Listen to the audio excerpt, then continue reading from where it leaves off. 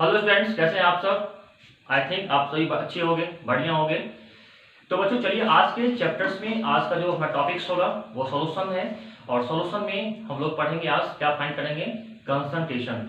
Concentration निकालने का मैं मेथड्स आज आपको बताऊंगा और कैसे हम लोग फाइंड करते हैं कंसंट्रेशन। बच्चों इसके लिए पिछले वीडियोज में मैं आपको बताया था मास percent, volume percent, molality, molarity. बच्चों आज का लेक्चर होगा मोल फ्रैक्शन, नॉर्मेलिटी और पीपीएम, पार्ट्स पर मिलियन जिसको हम लोग बोलते हैं। तो आज का बहुत इंटरेस्टिंग लेक्चर है। आप हमारे इस लेक्चर को, वीडियोस को कंप्लीट आपको पढ़ना है। वीडियो को आप स्किप मत कीजिएगा, कंप्लीट पढ़िएगा, समझ में आपको आएगी आपको लेक्चर। और हमारे इस लेक्चर को आपको अधिक से अधिक शेयर करनी है। और अभी तक आपने इस चैनल को, हमारे इस चैनल को यानी केमिस्ट्री क्लास बाय एन के मिश्रा, आप हमारे इस चैनल को अभी तक आपने सब्सक्राइब नहीं किया है तो आपसे रिक्वेस्ट है हमारे चैनल को आप सब्सक्राइब करें और उसके बाद अधिक से अधिक इस वीडियो को शेयर करें। ठीक है, तो चलते बच्चों आज हम स्टार्ट करते हैं मोल फ्रैक्शन पे। क्या बच्चों पढ़ेंगे आज हम लोग, मोल फ्रैक्शन। बच्चों मोल फ्रैक्शन से बच्चों लोग क्या देखेंगे, तो बच्चों यहाँ पे देखिए मोल फ्रैक्शन होता क्या है और कैसे हम लोग फाइंड करेंगे मोल फ्रैक्शन। बच्चों देखिए ये मोल फ्रैक्शन है कुछ नहीं, एक मोलो का फ्रैक्शन है। क्या है ये, मोलो का फ्रैक्शन। फ्रैक्शन मींस क्या होता है, फ्रैक्शन किसको बोलते हैं, जो आपको किस फॉर्म में होते हैं, न्यूमरेटर और जिसको बच्चों लोग बोलते हैं डिनोमिनेटर। तो फ्रैक्शन सिंपल सी बात है और आपको मैं बताऊंगा अगर सॉल्यूट प्लस सॉल्वेंट दोनों मिलकर बनाता है क्या चीज, बाइनरी सॉल्यूशन। ठीक है, आपको इस चैप्टर में पढ़ने हैं बाइनरी, बाइनरी पर डिस्कस करना है, नोट टर्नरी पर, नोट क्वाटरनरी पर। अगर मेरे पास दो कंपोनेंट है, अगर मेरे पास दो कंपोनेंट है तो दो कंपोनेंट में एक सॉल्यूट है, दूसरा क्या है हमारा सॉल्वेंट है, दूसरा हमारा क्या बच्चों सॉल्वेंट है। आया बात समझ में। तो सॉल्ट हो जाएगा सॉल्यूट, वाटर होगा सॉल्वेंट, दोनों को मिलाएंगे क्या बनेगा सॉल्यूशन। कितने कंपोनेंट है, दो पदार्थ मिला हुआ है, इसको बोलेंगे बाइनरी। बाइनरी मींस दो होता है। अगर यहाँ पे तीन सब्सटेंस होगा, तीन कंपोनेंट होगा, उसको बोलेंगे टर्नरी। तो चार होगा तो क्वाटरनरी। आपको सिर्फ पढ़ने बाइनरी को डिस्कस करना है, नोट टर्नरी नोट क्वाटरनरी। तो चलिए हम लोग देखते हैं कैसे निकालेंगे मोल फ्रैक्शन। ये मोलों का फ्रैक्शन है सिंपल। तो बच्चों मोल फ्रैक्शन ऑफ, अगर सॉल्यूट का कोई बोलेगा आपको फाइंड करने के लिए तो सॉल्यूट को कैसे फाइंड करेंगे, तो बच्चों का सॉल्यूट की निकालनी है मोल फ्रैक्शन। तो यहां लिखेंगे मोल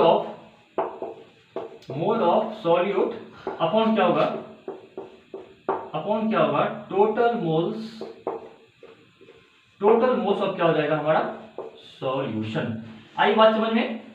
अगर सॉल्यूट का मोल फ्रैक्शन निकालना है तो सॉल्यूट का मोल, बच्चों मोल फाइंड करनी है। अगर सॉल्यूट का मास ग्राम में है तो आप उसे मोल में कन्वर्ट कर लेना।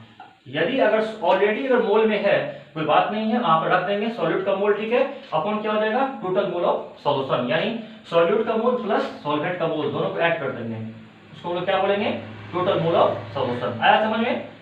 बच्चों अगर हमको पूछ रहा है क्वेश्चन में, अगर आपको इस टाइप में रहेंगे, अगर सॉल्वेंट का फाइंड करनी है तो मैं बता रहा हूं मोल फ्रैक्शन ऑफ सॉल्वेंट का निकालना है। तो मोल फ्रैक्शन निकालनी है ना, सॉल्वेंट का फाइंड करनी है। तो बच्चों यहां पे हम लोग क्या निकालेंगे, मोल फ्रैक्शन ऑफ क्या निकालेंगे सॉल्वेंट। क्या निकालेंगे सॉल्वेंट का। तो क्या हो जाएगा बताओ, यहां हो जाएगा मोल ऑफ सॉल्वेंट अपॉन क्या हो जाएगा टोटल मोल ऑफ क्या हो जाएगा, बताओ टोटल मोल्स ऑफ क्या हो जाएगा सॉल्यूशन। आई बात समझ में। तो अगर आपको सॉल्वेंट का निकालना है मोल फ्रैक्शन तो सॉल्वेंट का मोल ऊपर रखेंगे, बाई क्या होगा total mole of solution same, यानी सॉल्यूट प्लस सॉल्वेंट का मोल जोड़ देंगे। चलिए अगर आपने सॉल्यूट का मोल निकाल लिया, सॉल्वेंट को निकालने की कोई जरूरत नहीं है। किसी एक कंपोनेंट का बाइनरी सॉल्यूशन में किसी एक कंपोनेंट का अगर आपने मोल फ्रैक्शन फाइंड कर लिया, दूसरे कंपोनेंट का अगर फाइंड करनी है तो उसका बच्चों एक सिंपल सा फंडा है, आप यहाँ नोट कर लो मेरे पास। लिखेंगे यहाँ पे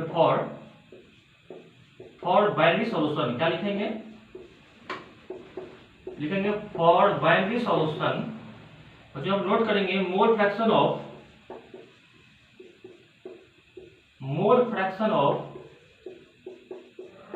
सॉल्यूट प्लस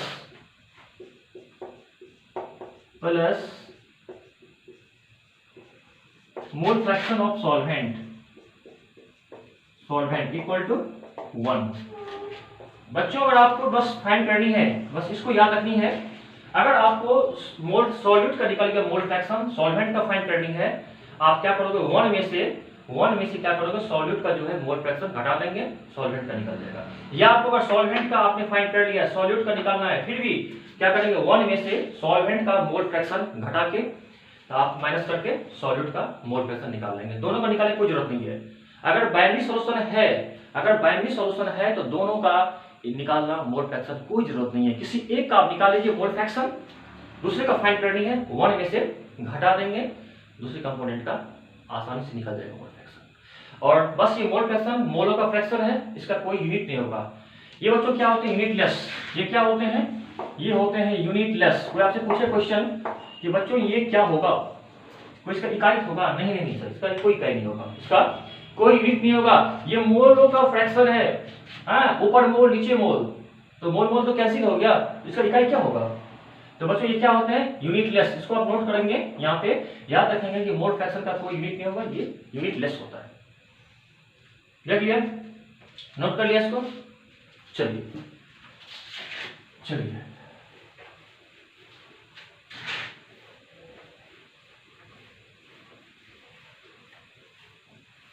नोट कर लिया ना। चलिए बच्चों, अब जो आते हैं नेक्स्ट टॉपिक पे, देखते हैं दूसरा हमारा कौन सा मेथड्स है। नेक्स्ट बच्चों देखते हैं आज नॉर्मेलिटी। क्या देखते हैं बच्चों हम लोग, नॉर्मेलिटी बच्चों क्या होता है। नॉर्मेलिटी भी से बच्चों लोग क्या फाइंड करते हैं, कंसंट्रेशन निकालते हैं किसका, तो बच्चों सॉल्यूशन का हम लोग फाइंड करते हैं कंसंट्रेशन, नॉर्मेलिटी। तो उसको जो नोट करेंगे पहले, number of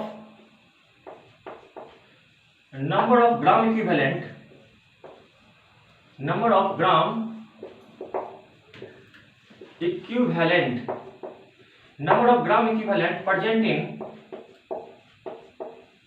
present in 1 litre, कितना बच्चों, present in 1 liter of the solution is called normality. Is called क्या होगा, नॉर्मेलिटी हो जाएगा। बच्चों 1 लीटर सॉल्यूशन में, सॉल्यूशन का स्ट्रेंथ कितना होगा, 1 लीटर बिलियन में 1 लीटर सॉल्यूशन में कितने ग्राम इक्विवेलेंट सॉल्यूट प्रेजेंट है। नंबर ऑफ ग्राम इक्विवेलेंट और जब लिखेंगे क्या चीज, तो ऑफ सॉल्यूट क्या होगा, यहाँ पे होगा सॉल्यूट का number of gram equivalent of solute present in कितना बच्चों, 1 लीटर ऑफ द सॉल्यूशन। इस कॉल्ड क्या होगा, नॉर्मेलिटी। तो बच्चों यहाँ पर लिखेंगे नॉर्मेलिटी, और कैसे फाइंड करेंगे, यहाँ पे नोट कीजिएगा, नंबर ऑफ ग्राम इक्विवेलेंट क्या होगा, number of gram equivalent of solute upon बच्चों क्या हो जाएगा, अपॉन क्या होगा, volume of solution in litre, in क्या चीज में होगा, लीटर। तो सॉल्यूट का हम लोग क्या फाइंड करेंगे, ग्राम इक्विवेलेंट से क्या करेंगे, वॉल्यूम से डिवाइड करेंगे। वॉल्यूम क्या चीज में रहेगा, लीटर में होगा, ठीक है। तो वॉल्यूम से डिवाइड करके लीटर में हम आपको क्या फाइंड कर लेंगे, नॉर्मेलिटी। अच्छा, आपको अगर ग्राम इक्विवेलेंट फाइंड करनी है, कैसे फाइंड करेंगे ग्राम इक्विवेलेंट, पता है। तो यहाँ पर नोट करेंगे हम लोग ग्राम इक्विवेलेंट। अगर आपको ग्राम इक्विवेलेंट फाइंड करनी है सॉल्यूट का, कैसे निकालेंगे, लिखेंगे gram equivalent equal to weight इन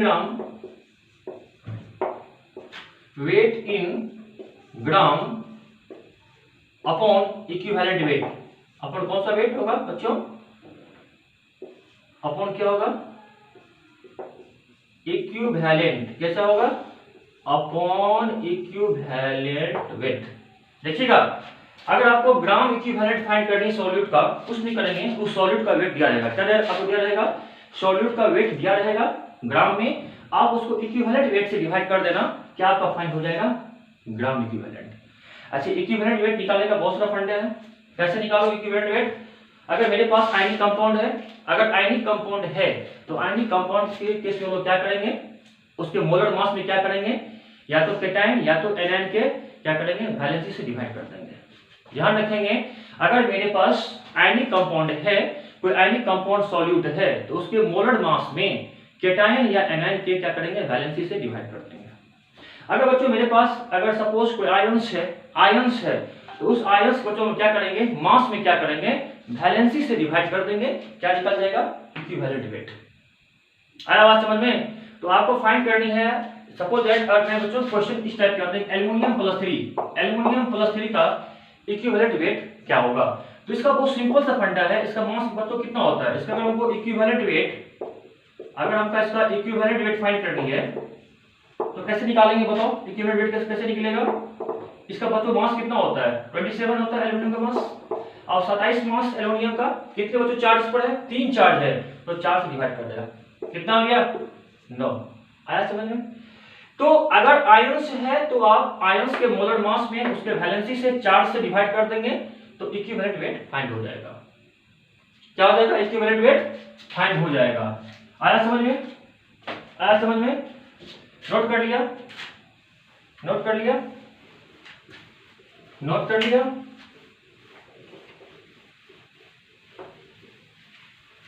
अगर बच्चों सपोज एनी कंपाउंड है, अगर मेरे पास NaCl है, फिर बोले NaCl का निकालिए इक्विवेलेंट वेट, तो एनी कंपाउंड अगर सॉल्यूट रहेगा, इस अगर आपका सॉल्यूट है तो बच्चों इसका हम लोग कैसे निकालेंगे इक्विवेलेंट वेट, बताओ। अगर मुझे NaCl का निकालना है इक्विवेलेंट वेट तो लिखेंगे यहां पे इक्विवेलेंट वेट ऑफ क्या होगा, Na प्लस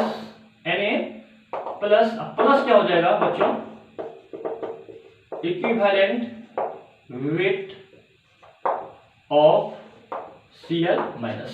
तो बच्चों इसमें सोडियम आयन और क्या है, क्लोराइड आयन है, तो क्या करेंगे, सोडियम आयन का equivalent weight plus chloride ion क्या हो जाएगा, इक्विवेलेंट वेट, दोनों का निकाल के जोड़ देंगे, NaCl का टोटल निकल जाएगा इक्विवेलेंट वेट।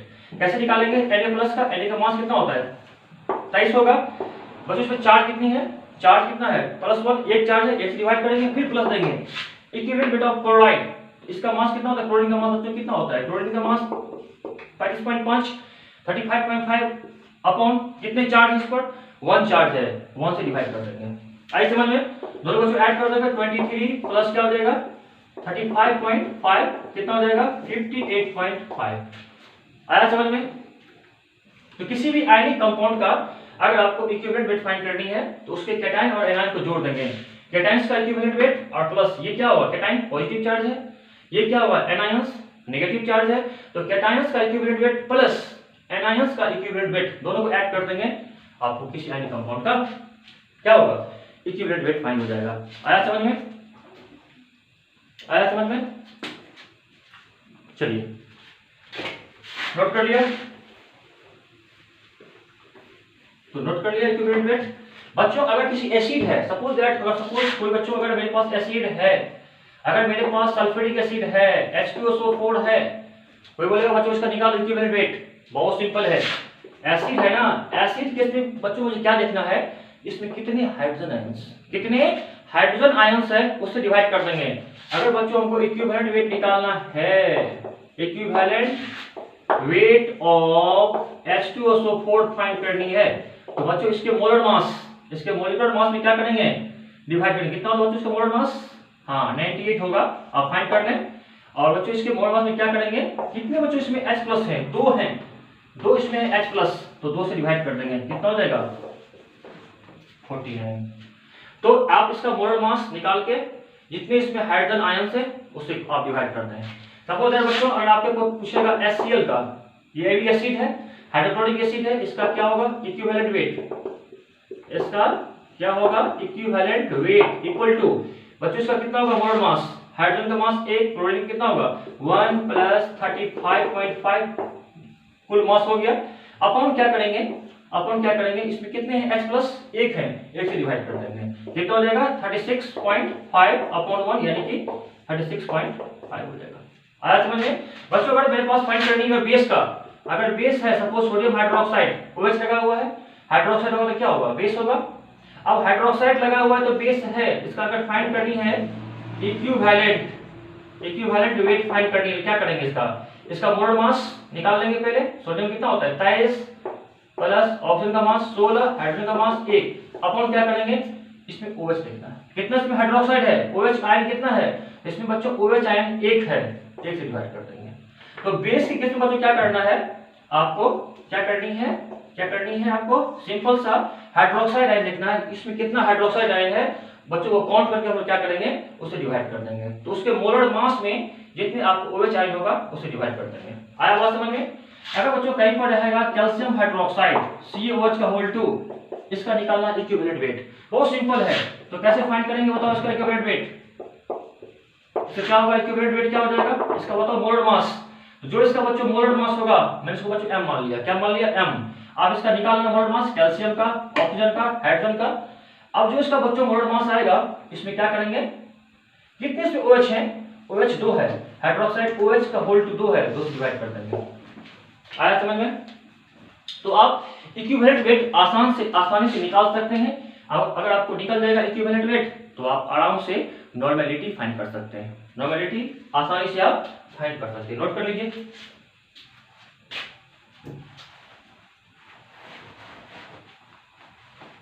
नोट कर लिया? चलिए तो बच्चों हमारा लास्ट टॉपिक है, देखेंगे आप बच्चों हमारा लास्ट टॉपिक पीपीएम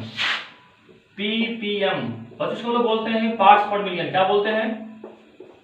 पार्ट्स पर मिलियन, पार्ट्स पर मिलियन। बच्चों ये पार्ट्स पीपीएम तब हम लोग यूज करते हैं जब किसी बाइनरी सॉल्यूशन में सॉल्यूट का अमाउंट बहुत कम हो, माइन्यूट हो। जब सॉल्यूट का अमाउंट बहुत कम होगा, माइन्यूट होगा, उस केस में किसी सॉल्यूशन का कंसंट्रेशन पीपीएम के द्वारा निकाला जाता है। और पीपीएम में पार्ट्स पर मिलियन है बच्चों, मिलियन कितना में होता है? 10 लाख का होता है 1 मिलियन, यानी कि 10 की पावर 6 बच्चों ये होगा ना मिलियन, मिलियन ये होगा 10 की पावर 6 बराबर कितना बच्चों? 1 मिलियन। आया समझ में? तो बच्चों को पीपीएम निकालना है। अगर पीपीएम फाइंड करनी है तो बच्चों यहां पर लिखेंगे मास फ्रैक्शन निकाल लेंगे, ठीक है। और बच्चों से क्या करेंगे, 10 की पावर 6 से मल्टीप्लाई कर देंगे। बच्चों अगर आपको पीपीएम फाइंड करने का अगर मोल फ्रैक्शन निकाल लिया, अगर आपने मोल फ्रैक्शन निकाल लिया फिर आपको पीपीएम निकालना है तो बच्चों क्या करेंगे, mole fraction into 10 to the power 6। आया समझ में? आया समझ में? मोल फ्रैक्शन निकाल के 10 की पावर 6 से मल्टीप्लाई करेंगे, पीपीएम फाइंड हो जाएगा। या फिर अगर आपको मास निकालना है फ्रैक्शन, यानी मास ऑफ सॉल्यूट अपॉन क्या हो जाएगा, mass of solute plus mass of solution, उससे निकल जाएगा मास फ्रैक्शन और इनटू क्या हो जाएगा आपको 10 की पावर 6। तो आप याद रखना कि पीपीएम का यूज हम लोग तब करते हैं जब सॉल्यूट का कंसंट्रेशन अमाउंट बहुत कम हो, और उस केस में हम लोग आइदर या तो मास फ्रैक्शन को या फिर मोल फ्रैक्शन को 10 की पावर 6 से मल्टीप्लाई करके पीपीएम यानी पार्ट्स पर मिलियन निकाला जाता है। ठीक है, जब भी आप यूज करेंगे पार्ट्स पर मिलियन तो आप क्या करेंगे, आप मास फ्रैक्शन निकाल लेंगे, 10 की पावर 6 से मल्टीप्लाई कर देंगे, या फिर आप मोल फ्रैक्शन आपने निकाल लिया है तो फिर क्या करेंगे, आप 10 की पावर 6 से 10 की पावर 6 से मल्टीप्लाई करके आसानी से आप निकाल सकते हैं पीपीएम पार्ट्स पर मिलियन। ठीक है, आया समझ में? आई होप ये लेक्चर आपको समझ में आ गया होगा। तो बच्चों चलिए फिर हम लोग आपसे मिलते हैं नेक्स्ट लेक्चर में, नेक्स्ट वीडियो में आपसे फिर मिलेंगे। तब तक के लिए बच्चों thank you, okay bye, love you.